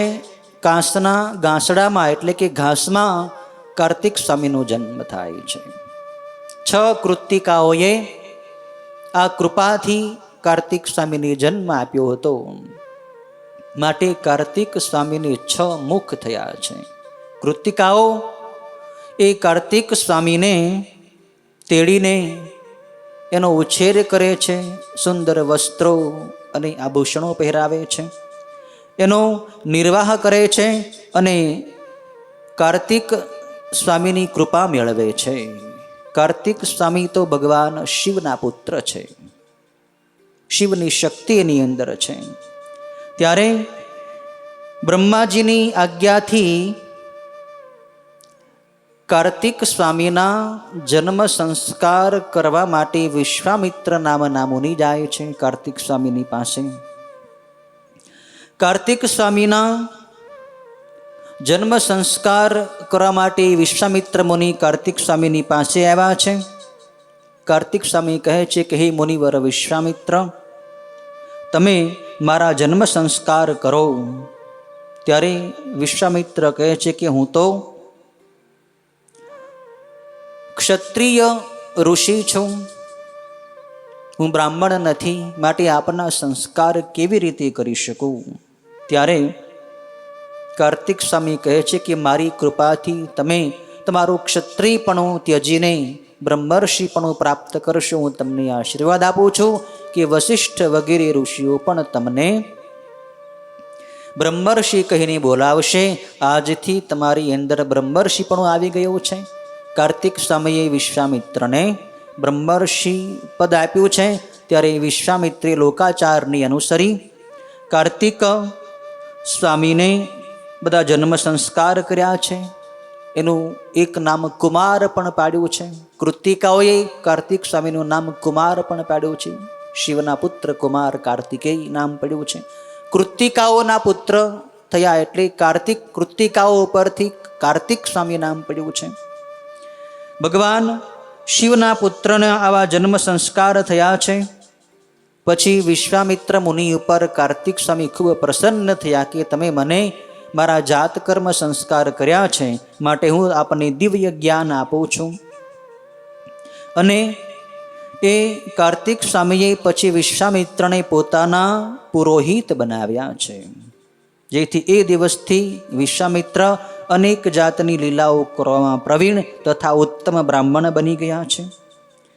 કાર્તિક સ્વામીનો જન્મ થયો એટલે પહેલાં તો કાર્તિક સ્વામીની શક્તિ જે હતી, ભગવાન શિવની કૃપા શક્તિ અગ્નિએ પ્રાપ્ત કરી હતી. એટલે કાર્તિક સ્વામી અગ્નિના પણ પુત્ર ગણાય છે. અગ્નિએ કાર્તિક સ્વામીની પાસે જેની પોતાની શક્તિ નામનું શસ્ત્ર કાર્તિક સ્વામીને આપ્યું છે, એ શક્તિ નામનું શસ્ત્ર લઈને કાર્તિક સ્વામીએ એનો પ્રયોગ ક્રૌચ નામના પર્વત ઉપર કર્યો છે. પર્વત ઉપર ચડી જઈ કાર્તિક સ્વામીએ એ ભયંકર અગ્નિ શક્તિ એ પર્વત ઉપર પછાડી છે. ત્યારે એ પર્વતના શિખર જમીન ઉપર તૂટી પડ્યા છે. અને એ તૂટવાના અવાજથી 10 પદ્મ જેટલી સંખ્યામાં મોટા રાક્ષસો ત્યાં કાર્તિક સ્વામીની સાથે યુદ્ધ કરવા આવ્યા છે. પણ આ તો ભગવાન શિવના પુત્ર છે. કાર્તિક સ્વામીએ પોતાની ભયંકર શક્તિ વડે બધાએ 10 પદ્મની સંખ્યાના બધાએ રાક્ષસોને હણી નાખ્યા છે. અને ત્યાર પછી દેવેન્દ્ર ઇન્દ્ર પણ ત્યાં આવ્યો છે. એણે કાર્તિક સ્વામીના જમણા પડખા પર પ્રહાર કર્યો. એમાંથી શાખ નામે બળવાન પુરુષ પ્રગટ થયો. પછી ડાબા પડખા પર પ્રહાર કર્યો, ત્યાંથી વિશાખ નામનો બળવાન પુરુષ પ્રગટ થયો. અને ત્યાર પછી હૃદયમાં કાર્તિક સ્વામીને વજ્ર માર્યું. એટલે નૈગમન નામનો મહાબળવાન ત્રીજો પુરુષ પ્રગટ થયો. એ શાખ, વિશાખ અને નૈગમન સાથે કાર્તિક સ્વામીએ ઇન્દ્રની ઉપર પ્રહાર કર્યો છે. ઇન્દ્રને મારવા માટે બધા ધસી ગયા છે. ત્યારે ઇન્દ્ર ત્યાંથી ભાગીને, ત્યાંથી ડરીને પોતાના લોકમાં આવી જાય છે. આવું ભયંકર પરાક્રમ કાર્તિક સ્વામી કરે છે, જે ઇન્દ્રને પણ ડરાવી દેવું છે. ત્યાર પછી ભગવાન શિવ પોતાના પુત્રની શોધ કરાવે છે. શિવની કૃપા અગ્નિએ, કૃતિકાઓએ, હિમાલયે અને ગંગાએ પ્રાપ્ત કરી પછી આ કાર્તિક સ્વામીનો જન્મ થયો હતો. પણ પાર્વતીને ખબર નહોતી કે મારો પુત્ર જન્મ્યો છે કે નહીં. એટલે પાર્વતીએ ભગવાન શિવને પ્રાર્થના કરી કે મહાદેવ, આપની કૃપાને લીધે આપના પુત્રનો જન્મ થયો છે કે નહીં, આપ એની તપાસ કરાવો. એટલે ભગવાન શિવ પછી બધાએ દેવતાઓને પૂછ્યું છે કે મારા પુત્રનો જન્મ થયો કે નહીં, શું થયું મારી કૃપાનું. ત્યારે બધાએ દેવતાઓ એક પછી એક જવાબ આપતા જાય છે. અને છેલ્લે ભગવાનને ખબર પડી કે ઘાસના ગુચ્છામાં મારા પુત્રનો જન્મ થયો છે. એટલે શિવ અતિ આનંદમાં આવીને મોટો ઉત્સવ કરાવે છે. 4થા અધ્યાયની અંદર એક કથા છે. અને પછી ભગવાન શિવ એ કુમાર કાર્તિકને બોલાવવા માટે પોતાના ગણ નંદીને મોકલે છે. ઘણા બધા ગણોની સાથે નંદીને કહે છે કે તમે જાઓ અને એ કૃતિકાઓ જે ઋષિઓની પત્ની છે એમની પાસેથી મારા પુત્રને મારી પાસે અહીં લઈ આવો. ત્યારે નંદીશ્વર ભગવાન શિવની આજ્ઞા મેળવીને એ કાર્તિક સ્વામીની પાસે જાય છે. અને કાર્તિક સ્વામીની પાસે આવીને ભગવાન શિવની આજ્ઞા સંભળાવે છે કે હે મારા ભાઈ કુમાર કાર્તિકેય, અને હે કાર્તિક સ્વામીની બધી માતાઓ, ભગવાન શિવના મોકલેલા અમે ગણો છીએ, અને આ ભગવાન શિવે અમને કાર્તિક સ્વામીને લેવા માટે આપની પાસે મોકલ્યા છે. કાર્તિક ખરેખર ભગવાન શિવના પુત્ર છે. શિવની કૃપાને લીધે જ એમનો જન્મ થયો છે. માટે હે માતાઓ, તમે કાર્તિક સ્વામીની રજા આપો અને ભગવાન શિવની પાસે જવાની અનુમતિ આપો. કાર્તિક સ્વામી પણ નંદીશ્વરને કહે છે કે હે નંદીશ્વર, આપ મારા ભાઈ છો અને ભગવાન શિવ મારા પિતા છે, હું જાણું છું. પણ આ કૃતિકાઓએ મારો ઉછેર કર્યો છે, મારું પાલન પોષણ કર્યું છે, માટે એને મારે કેમ ત્યજવી? એને છોડીને હું કઈ રીતે ભગવાનની પાસે આવું? કેમ કે જે ઉછેરે, જે પાલન પોષણ કરે એ જ માં ગણાય છે. માને મારે કેમ છોડવી? ત્યારે નંદીશ્વર કહે છે કાર્તિક સ્વામીને કે ભગવાન શિવની જે આજ્ઞા છે એમ માતાને ત્યજવાથી તમને કાંઈ દોષ નહીં લાગે. માટે હે કુમાર કાર્તિકેય, તમે 6 કૃતિકાઓ માતાઓની રજા લઈને ભગવાન શિવની પાસે પધારો. પણ કૃતિકાઓ માનતી નથી. કૃતિકાઓ પોતાના પુત્ર કાર્તિક સ્વામીને ભેટી પડે છે. હું આપને નહીં જવા દઉં. બધી સ્ત્રીઓ રડે છે, પણ કાર્તિક સ્વામી બધી માતાઓને આશ્વાસન આપે છે કે તમારું કલ્યાણ થશે, તમે જ મારી માતા ગણાશો. મને આજે ભગવાન શિવની આજ્ઞા છે એટલે અહીંથી જવાની રજા આપો. ત્યારે બધી કૃતિકાઓ કાર્તિક સ્વામીને રજા આપે છે. ત્યાંથી પ્રસ્થાન કરી કુમાર કાર્તિકેય નંદીશ્વરની સાથે ભગવાન શિવની પાસે કૈલાસ પર્વત ઉપર આવે છે. કૈલાસ પર્વત ઉપર કાર્તિક સ્વામીનું આગમન થાય છે. ભગવાન શિવ અને પાર્વતીની અતિ આનંદ છે. પોતાના પુત્રને મળવાનો ખૂબ આનંદ છે. માં પાર્વતી તો ખૂબ ખુશ છે. પોતાના પુત્રને જોઈને માં પાર્વતી તો ખૂબ હરખાય છે. કુમાર કાર્તિકેયને તેડીને એને વહાલ કરે છે, પ્રેમ કરે છે, સ્નેહ કરે છે. ભગવાન શિવ પણ પોતાના પુત્ર કાર્તિકેયને મળીને એ વખતે બધાને ઉત્સાહપૂર્વક ખૂબ ભેટ આપે છે, ખૂબ વરદાનો આપે છે. કુમાર કાર્તિકેય ભગવાન શિવ અને શક્તિને મળીને, પોતાના માતા પિતાને મળીને સાષ્ટાંગ દંડવન નમસ્કાર કરે છે. શિવ પાર્વતીની અતિ આનંદ થયો છે. ભગવાન શિવ પણ પ્રેમથી કુમાર કાર્તિકેયને ભેટી પડ્યા છે. ઋષિઓએ એ વખતે ભગવાન શિવની, માં પાર્વતીની અને કુમાર કાર્તિકેયની ખૂબ સુંદર સ્તુતિઓ કરી છે.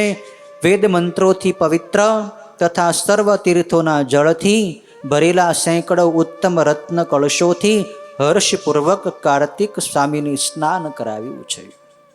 બધાએ મળીને કુમાર કાર્તિકેયને પછી સુંદર વસ્ત્રો આભૂષણો પહેરાવે છે, એને શણગારે છે.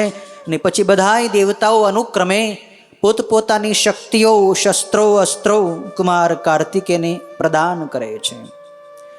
ભગવાન વિષ્ણુએ શ્રેષ્ઠ રત્નોના સારથી રચેલો મુગટ, બાજુબંધ અને પોતાની વૈજયંતી નામની માળા તથા સુદર્શન ચક્ર એ કુમાર કાર્તિકેયને આપ્યા છે. ભગવાન શિવે ત્રિશૂળ, પિનાક ધનુષ, હર્ષી, શક્તિ, પાશુપત બાણ, સંહાર કરનારો અસ્ત્ર અને શ્રેષ્ઠ વિદ્યાએ કુમાર કાર્તિકેયને આપી છે. સૂર્યે મન જેવા વેગવાળો રથ અને મહારચનાવાળું બખ્તર આપ્યું કાર્તિક સ્વામીને. અગ્નિએ પોતાના પુત્રએ કાર્તિક સ્વામીની શક્તિ આપી છે. નિવૃત્તિ દેવે પણ શસ્ત્ર અને વાયુએ વાયવ્યાસ્ત્ર આપ્યું છે. કુબેરે ગદા અને ભગવાન મહેશ્વરે ત્રિશૂળ આપ્યું છે કાર્તિક સ્વામીને. કામદેવે કામાસ્ત્ર આપ્યું છે. ગદા અને વિદ્યાઓ પણ આપી છે. ક્ષીર સમુદ્રે અમૂલ્ય રત્નો આપ્યા, રત્નોના ઝાંઝર આપ્યા છે. હિમાલયે દિવ્ય આભૂષણો આપ્યા છે. ગરુડે ચિત્રબર્હણ નામનો પોતાનો પુત્ર ભેટ તરીકે કાર્તિક સ્વામીને આપ્યો છે. સૂર્યના સારથી અરુણે તામ્રચૂડ નામનો બળવાન કુકડો આપ્યો છે.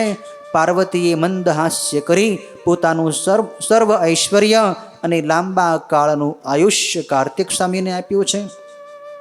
લક્ષ્મીએ દિવ્ય સંપત્તિ આપી છે, સાવિત્રીએ સમસ્ત સિદ્ધ વિદ્યાઓ આપી છે. આમ અનેક વસ્તુઓ શિવપુત્ર કાર્તિક સ્વામીની પ્રાપ્ત થઈ છે. ભગવાન શિવ કહે છે કે હે બ્રહ્મા, વિષ્ણુ અને બધાય દેવો, તમે મારું વચન સાંભળો. હું સર્વ પ્રકારે પ્રસન્ન થયો છું, તો તમે મારી પાસે વરદાન માગો. આજે બહુ મોટો ઉત્સવ થયો છે. મને મારા પુત્રની પ્રાપ્તિ થઈ છે. પુત્રનું મારી સાથે મધુર મિલન થયું છે. તો તમે જે કાંઈ વરદાનની તમને ઈચ્છા હોય તે માગો, હું તમને આજે બધું આપવા તૈયાર છું. ત્યારે બ્રહ્મા, વિષ્ણુ વગેરે બધાય દેવો મહાદેવને કહે છે કે પ્રભુ, બીજા કોઈ વરદાનની અમને ઈચ્છા નથી.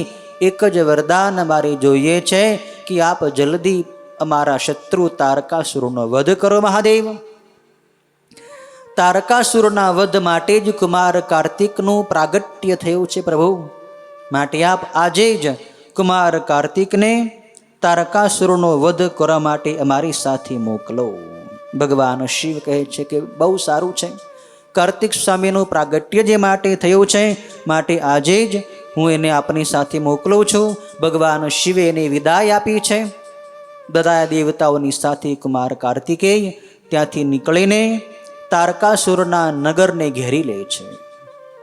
વિશ્વકર્માજીએ તારકાસુરના નગરની બહાર કાર્તિક સ્વામીને રહેવા માટે સુંદર મજાનું અદ્ભુત નગર ક્ષણવારમાં બનાવી દીધું છે. એ નગરમાં શ્રેષ્ઠ મહેલ બનાવ્યો, એમાં શ્રેષ્ઠ સિંહાસન બનાવ્યું છે.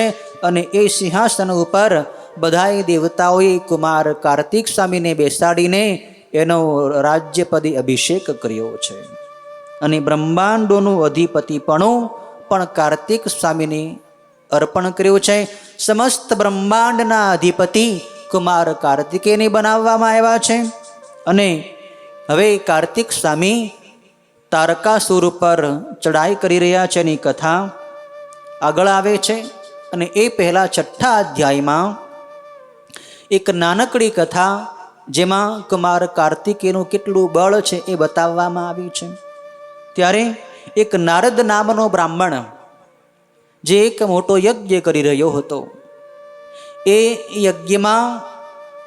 યજ્ઞનો પશુ એક બકરો એનો જે હતો, એ બકરો એનું બંધન છોડાવીને ક્યાંક ભાગી ગયો હતો. આ નારદ બ્રાહ્મણે એ બકરાને બધે શોધ્યો, પણ ક્યાંયથી એને મળ્યો નહીં. ત્યારે કુમાર કાર્તિક સ્વામીની પાસે આવ્યો એ નારદ બ્રાહ્મણ, અને એને પ્રાર્થના કરી કે હે કુમાર કાર્તિકેય, આપ તો સમસ્ત બ્રહ્માંડના અધિપતિ છો. હું બ્રાહ્મણ નારદ છું. મેં યજ્ઞ શરૂ કર્યો છે, પણ મારો એ યજ્ઞ પશુ બકરો બંધન છોડાવીને ક્યાંક ભાગી ગયો છે, નાસી ગયો છે. આપ મારા એ બકરાને મેળવી આપો અને મારો યજ્ઞ પરિપૂર્ણ થાય એવી કૃપા કરો. ત્યારે કુમાર કાર્તિકેયે પોતાના વીરબાહુ નામના ગણને એ બકરાને શોધવા માટે મોકલ્યો છે. ત્યારે એ વીરબાહુ જે ગણ છે કાર્તિક સ્વામીનો, એણે બધે બ્રહ્માંડોમાં એને સઘળી જગ્યાએ શોધ્યો, પણ ક્યાંય મળ્યો નહીં. પછી છેલ્લે વૈકુંઠ લોકમાં એ વીરબાહુ ગયા છે. ત્યાંથી એ બકરાને મહાન બળ અને પરાક્રમ કરીને પકડીને કાર્તિક સ્વામીની પાસે લઈ આવ્યા છે. કુમાર કાર્તિકેય પોતાના અદ્ભુત બળથી એ બકરાની ઉપર બેસી જાય છે, જેથી એ બકરો બહુ બળવાન હતો, મોટા મોટા શિંગ હતા એને. પણ કુમાર કાર્તિકેયના ભારથી દબાઈ ગયો અને પોતાનું બળ છોડીને શાંતિથી ઊભો રહી ગયો. પછી કુમાર કાર્તિકેયે બકરો પેલા નારદ બ્રાહ્મણને આપ્યો. નારદ બ્રાહ્મણનો યજ્ઞ પરિપૂર્ણ કરાવ્યો છે. કુમાર કાર્તિકેયની આવી અદ્ભુત શક્તિ જોઈને બધાય દેવતાઓને વિશ્વાસ થયો છે કે કાર્તિક સ્વામી નક્કી બહુ બળવાન છે અને એના હાથે તારકાસુરનો વધ જરૂર થશે. ત્યાર પછી 7મા અધ્યાયની અંદર કથા છે કે બધાય દેવતાઓ તારકાસુરની સામે યુદ્ધ માટેની તૈયારી કરે છે. તારકાસુરને લલકાર કર્યો છે. તારકાસુરનો વધ કરવા બધાય ધસી ગયા છે. ત્યારે તારકાસુર પણ પોતાના અસુર મિત્રોની સાથે પોતાના બહુ મોટા સૈન્યને સાથે રાખી દેવતાઓ સાથે યુદ્ધ કરવા માટે નગરની બહાર આવે છે. યુદ્ધના નગારા ગળગડવા લાગ્યા છે. દેવોનો ઇન્દ્ર કુમારની હાથી ઉપર બેસાડીને દેવોના મોટા સૈન્યથી તથા લોકપાલોથી વીંટાઈને આગળ ચાલવા માંડ્યો. કુમાર કાર્તિકને હાથીની ઉપર બેસાડ્યા છે, પણ કુમાર કાર્તિકેયે એ હાથી ઇન્દ્રને પાછો આપીને પોતે વિમાન ઉપર ચડીને ત્યાંથી પ્રયાણ કરી રહ્યા છે. એ વખતે કુમાર કાર્તિકના મસ્તક ઉપર અતિશય સુંદર કાંતિવાળું છત્ર વરુણદેવ ધરી રહ્યા છે. ત્યારે એ છત્રથી કુમાર કાર્તિકે અતિશય શોભતા હતા. બંને સેનાઓ મેઘ જેવી ગર્જનાઓ કરે છે અને મહાવીર દેવો તથા દૈત્યો ક્રોધ કરીને વિહવળ બનીને સામસામા યુદ્ધ કરવા માંડ્યા છે. એ વખતે એ ભયંકર યુદ્ધથી બધા પશુઓ પક્ષીઓ ત્રાસ પામી ગયા અને તારક નામી અતિ બળવાન દૈત્ય દેવોની સામે યુદ્ધ કરવા તરત જ મોટા સૈન્ય સાથે ધસી ગયો. તારકાસુર ભયંકર યુદ્ધ કરે છે દેવોની સામે. પ્રથમ તો દેવોને બગાડી મૂકે છે. દેવતાઓનું બળ ઓછું પડ્યું, દેવતાઓ ભાગવા માંડ્યા. ત્યારે ઇન્દ્ર સામે આવીને બધાને આશ્વાસન આપે છે અને તારકાસુરની સામે ભયંકર યુદ્ધ કરે છે.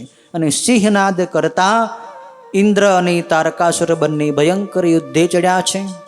ત્યાર પછી ભગવાન શિવના મહાન ગણનાયક વીરભદ્ર હાથમાં ત્રિશૂળ લઈને તારકાસુરની સામે યુદ્ધ માટે ધસી જાય છે.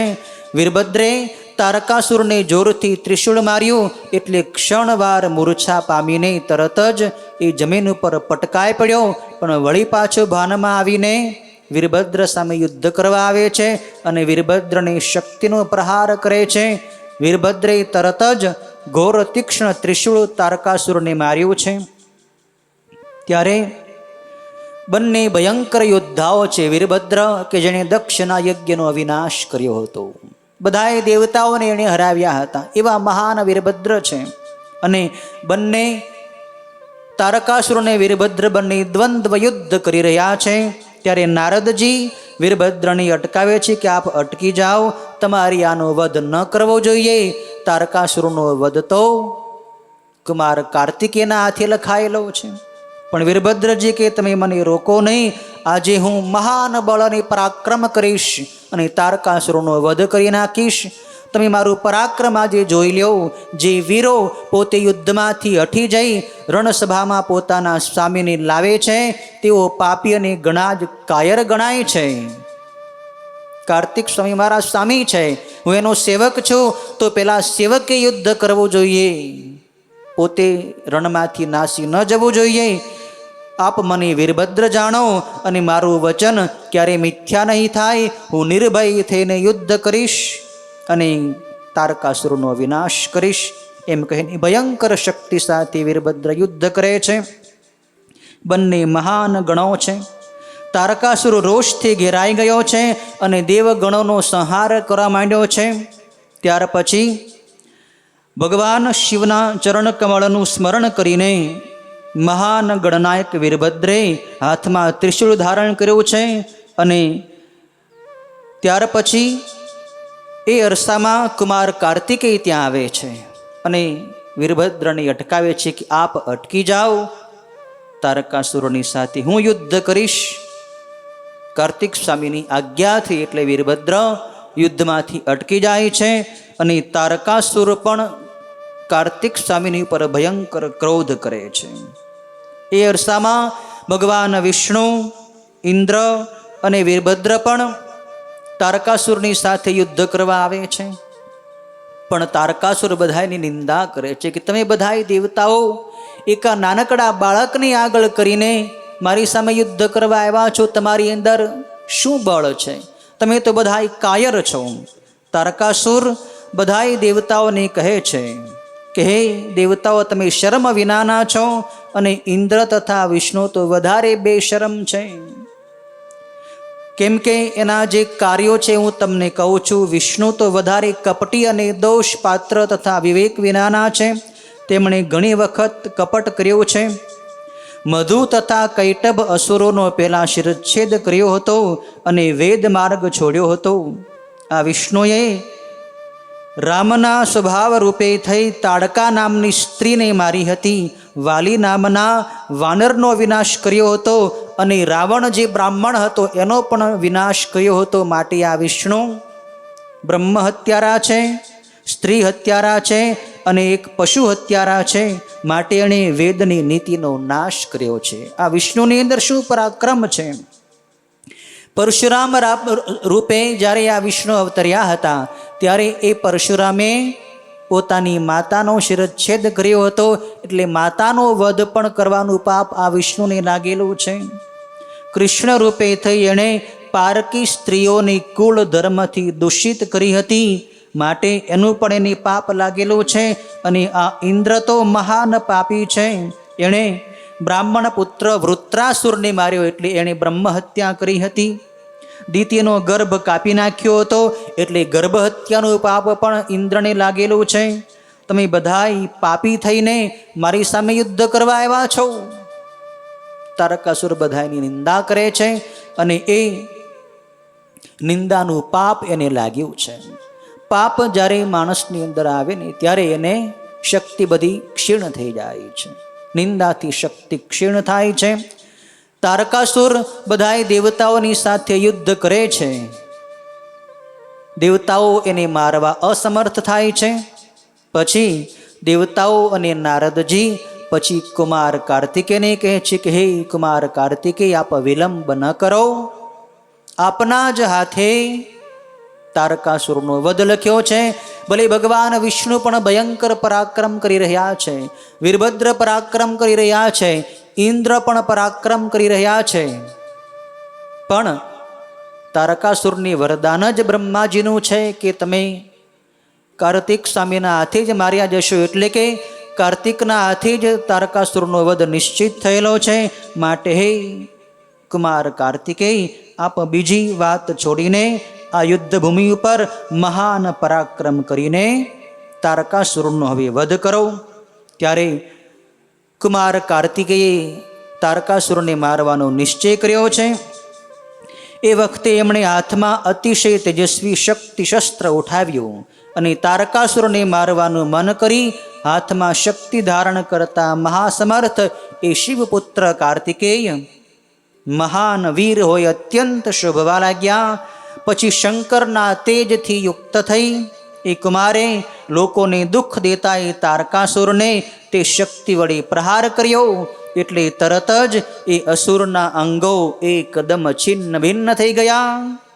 સર્વ અસુર ગણોનો અધિપતિ મહાવીર એ તારકાસુર તરત જ ધરતી ઉપર ઢળી પડ્યો અને મૃત્યુ પામ્યો છે. કાર્તિક સ્વામીની શક્તિથી તારકાસુરનું મૃત્યુ થયું છે. તારકાસુર હણાયો એટલે એના જે અસુર ગણો હતા, દૈત્યો બધા હતા, એ ત્યાંથી ડરીને ભાગી જાય છે. બધાય નાસભાગ કરવા માંડ્યા.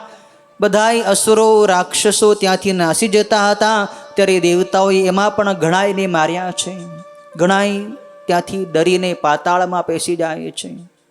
ચારે દિશામાં વેર વિખેર સેના થઈ ગઈ છે તારકાસુરની. કેમ કે સ્વામીનું મૃત્યુ થાય પછી કોણ ત્યાં ઊભું રહે? દેવતાઓનો વિજય થયો છે. કાર્તિક સ્વામીને બધાએ જય જયકાર બોલાવ્યો છે.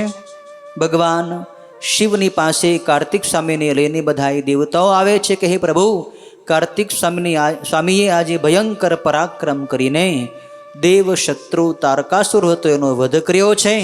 આપના પુત્રે મહાન પરાક્રમ કર્યો છે. ભગવાન શિવ કાર્તિક સ્વામી ઉપર ખૂબ પ્રસન્ન છે અને બધાય દેવતાઓની વચ્ચે કુમાર કાર્તિકેયનો અભિષેક કરે છે અને એની સેનાપતિનું પદ આપે છે. ત્યાર પછી કાર્તિક સ્વામી પોતાના પદને સંભાળી રહ્યા છે ત્યારે ક્રૌચ નામનો પર્વત ભગવાન કાર્તિક સ્વામીની પાસે આવે છે અને કહે છે કે એક બાણ નામનો અસુર મારી પાસે આવ્યો હતો. જ્યારે તમે તારકાસુરને માર્યો, તારકાસુર મરાયો, ત્યારે તારકાસુરનો સેવક એક બાણાસુર નામે ભયંકર અસુર હતો ત્યાંથી ભાગ્યો અને ભાગતા ભાગતા રસ્તામાં એ મારા પર્વત ક્રૌંચ પર્વત ઉપર આવ્યો અને મને ખૂબ અત્યારે હેરાન કરી રહ્યો છે. હે કુમાર કાર્તિકેય, આપ મને બચાવો અને બાણાસુરનો વધ કરો. ત્યારે કુમાર કાર્તિકેયે પોતાની શક્તિ શસ્ત્ર હાથમાં લીધું છે અને એ બાણાસુરને ઉદ્દેશીને એ શક્તિ ફેંકી છે. એ શક્તિએ આવીને બાણાસુરનો વધ કરી નાખ્યો, એના સૈન્ય સહિત બાણાસુરને મારી નાખ્યો છે. પછી એ શક્તિ પાછી કાર્તિક સ્વામીના હાથમાં આવી ગઈ છે. એ જ રીતે શેષનાગનો પુત્ર કુમુદ નામનો સર્પ એ પ્રલંબ નામના અસુરથી પીડાયો હતો. પ્રલંબાસુર એ પણ તારકાસુરનો સંબંધી હતો, સેવક હતો. તારકાસુર મરાયો એટલે એ પ્રલંબાસુર ત્યાંથી ભાગ્યો છે. અને એ રસ્તામાં એ કુમુદ નામના શેષનાગનો જે પુત્ર કુમુદ છે એની પાસે આવ્યો અને કુમુદને પરેશાન કરવા લાગ્યો. એ કુમુદને પરેશાન કર્યો, એની સાથે લડાઈ કરી, ઝઘડો કર્યો. એટલે એ કુમુદ કાર્તિક સ્વામીની પાસે આવે છે કે હે કુમાર કાર્તિકેય, આ પ્રલંબાસુર મને પીડી રહ્યો છે, દુઃખ દઈ રહ્યો છે, આપ એનો વિનાશ કરો. ત્યારે કુમાર કાર્તિકેય વળી પોતાની શક્તિ નામનું શસ્ત્ર હાથમાં લઈ એ પ્રલંબાસુરને ઉદ્દેશીને ફેંક્યું છે. એ પ્રલંબાસુરનો વધ કરી એ શક્તિ પાછી કાર્તિક સ્વામીના હાથમાં આવી ગઈ છે. આ રીતે કુમાર કાર્તિકેયે દેવતાઓને સંપૂર્ણ રીતે વિજય અપાવ્યો છે, અસુરોનો વધ કર્યો છે, જગતમાં શાંતિ થઈ છે. આ રીતે કુમારનું અદ્ભુત ચરિત્ર આ કુમાર ખંડની અંતર્ગત બતાવવામાં આવ્યું છે. હવે પછી 13મા અધ્યાયની અંદર ભગવાન શિવના બીજા પુત્ર જે ગણપતિ છે એ ગણપતિની કથા, અદ્ભુત કથા, જે લોકોને સાંભળીને આનંદ થાય એવી કથા વર્ણવવામાં આવી છે. ગણપતિનો જન્મ કેવી રીતે થાય છે, એ ગણપતિ શું લીલા કરે છે, એ ગણપતિને અગ્રપૂજ્ય કઈ રીતે બનાવવામાં આવે છે, એ સુંદર કથા બ્રહ્માજી નારદજીને અને સ્તુતજી શૌનક વગેરે ઋષિઓને આવતીકાલે સંભળાવશે. ઓમ પૂર્ણમદ પૂર્ણમિદમ પૂર્ણાત પૂર્ણમુદચ્યતે પૂર્ણસ્ય પૂર્ણમાદાય પૂર્ણમેવાવશિષ્યતે.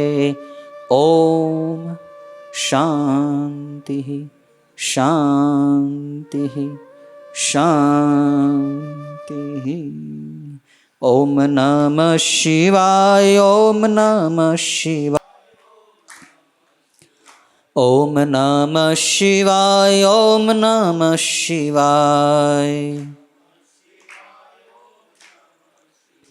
ઓમ હર હર ભોલે નમઃ શિવાય. ઓમ હર હર ભોલે નમઃ શિવાય. ઓમ નમઃ શિવાય. ઓમ નમઃ શિવાય. ઓમ નમઃ શિવાય. ઓમ નમઃ શિવાય. ઓમ હર હર ભોલે નમઃ શિવાય. ઓમ હર હર ભોલે નમઃ શિવાય. ઓમ નમઃ શિવાય. ઓમ નમઃ શિવાય. ઓમ નમઃ શિવાય. ઓમ નમઃ શિવાય. ઓમ હર હર ભોલે નમઃ શિવાય. ઓમ હર હર ભોલે નમઃ શિવાય. ઓમ નમઃ શિવાય. ઓમ નમઃ શિવાય. ઓમ નમઃ શિવાય. ઓમ નમઃ શિવાય. ઓમ હર હર ભોલે નમઃ શિવાય. ઓમ હર હર ભોલે નમઃ શિવાય. ઓમ નમઃ શિવાય. ઓમ નમઃ શિવાય. ઓમ નમઃ શિવાય. ઓમ નમઃ શિવાય. ઓમ હર હર ભોલે નમઃ શિવાય. ઓમ હર હર ભોલે નમઃ શિવાય. ઓમ નમઃ પાર્વતી પતયે હર હર મહાદેવ.